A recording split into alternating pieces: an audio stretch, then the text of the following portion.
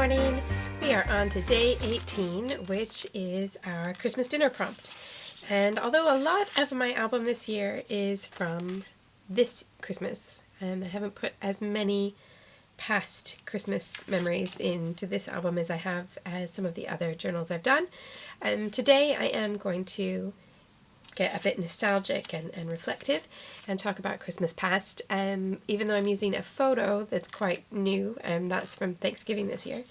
And that's because I'm not hosting Christmas dinner or indeed any meal over Christmas. This was our only holiday meal that we're hosting. So I want to write about something specific that I remember about Christmas dinner growing up. And this is the format that I'm starting with. So I printed this Thanksgiving photo at 6x8 to be the whole page.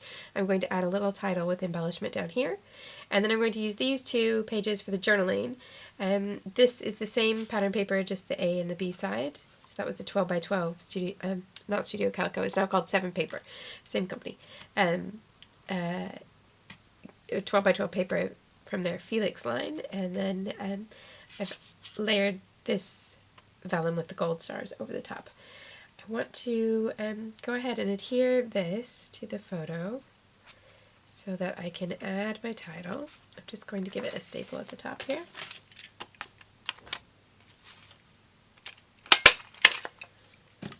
And then I'm going to use my red thickers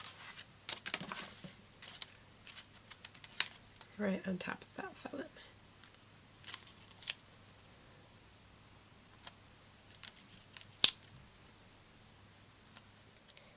I wanted to title this Dinner Revisited, and when I was doing this little bit of lettering with letter stamps, I pulled out one of the letter stamps and the stamp had stuck to the bottom of the box, and I didn't realize it, and I inked it and stamped it on here, and it's just a big mess.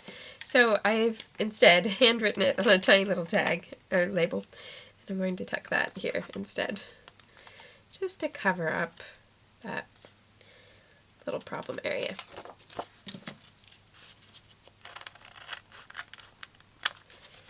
Take off the extra. I think I will add a little bit of embellishment here, but not until I've finished everything. And we'll finish the rest so that I know what will coordinate. And then I have these two spots for my writing and for a little bit of ephemera. The story I want to tell has to do with this product, which some of you may be aware of and probably don't associate with Christmas. But some of you will know that I grew up in Kansas City, well, outside Kansas City, and liquid smoke is a big deal there because Kansas City is a barbecue town, and I don't know that there's any way for you to know how much of a barbecue town it is without going there. But Kansas City runs on barbecue.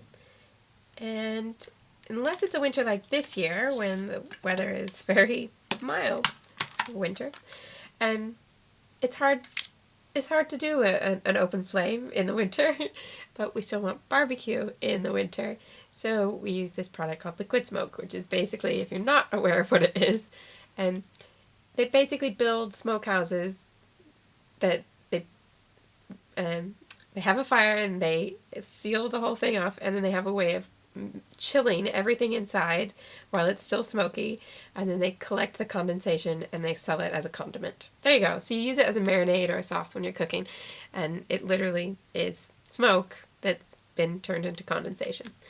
I used to have to, if I wanted to cook the way that I grew up with Christmas dinner, I had to buy it or have it imported. And recently, they've started, someone else is importing it, and it's more widely available here in the UK. So for Thanksgiving dinner and for a few other little things that I've done along the way, I've used liquid smoke to give people the idea of what it is like to have a meal where I grew up. So this year I wanted to include the label and write about that story. I also want you to know that if you ever wondered what the combination of a strawberry scented hand cream and the bottle of liquid smoke, which happens to open as you cut the label off. It didn't explode or anything, it just popped the top when I was trying to maneuver the scissors without opening the bottle. The two smells are not a great combination, and you should be glad that today's video is not in Smellovision. Okay, back to scrapbooking. I'm going to put this one up here. I was going to glue it, but I think I'll just staple it. Staple the label right onto here.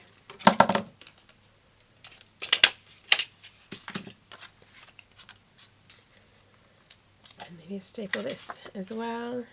Do I want to put it all together? I think I'll leave the label as it is.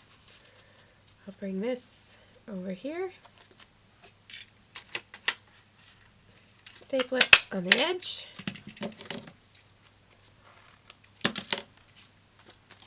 And then I'm going to have this space to right there. And I'm going to staple this one either side so that it sort of coordinates. Make it better this way.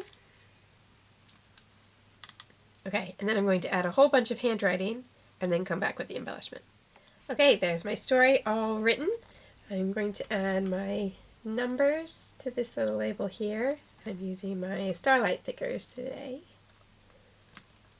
And then I want a little bit of embellishment here, and then I'm going to mimic it over here. So I've picked out two little red ornaments because there's red here, red in the label up here, and then bringing the red down here would make a nice little just triangle around the page.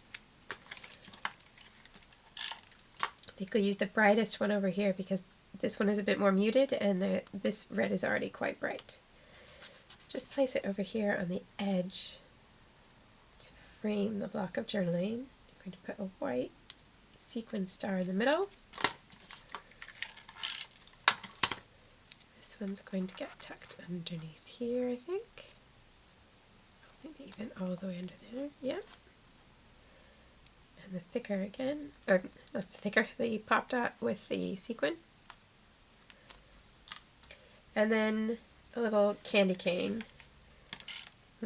Something vaguely food related, but not specifically what I'm writing about. This one's clear, so I think instead of glue, I'm going to layer it in there and then pop a staple right at the bottom. And that's it. That's everything for my 18th entry. Just going to pop those in the pockets. Thanks for watching and have a great day.